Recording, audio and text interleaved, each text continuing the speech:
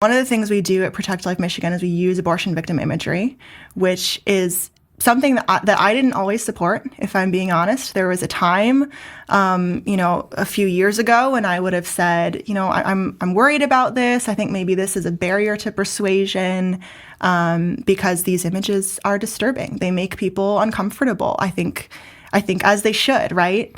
And I'd had a few experiences of people, getting angry with me or getting emotional. That was my view for a little while. But I look back on that now, seeing how I was being very self-protective.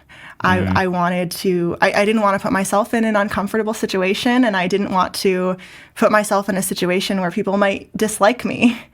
And I've had a real change in thinking about my role, which is my title might be director of marketing, but marketing is not really the main thing that I'm doing. I'm not just a marketer. I'm a social reformer.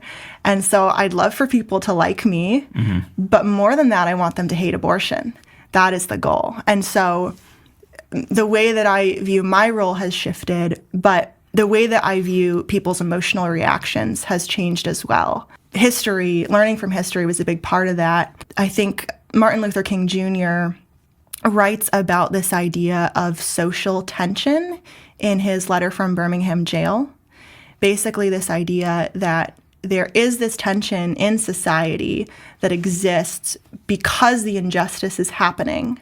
And when he is doing his activism, he's drawing attention to the injustice, that tension is coming out. He's not causing it. It already existed. Right. And so applying that thinking to the issue of abortion, I realized people who see these images, they're probably very uncomfortable because they have this cognitive dissonance trying to understand, on the one hand, I support abortion. I've been told it's a woman's right, but this is what it looks like. And I don't like that.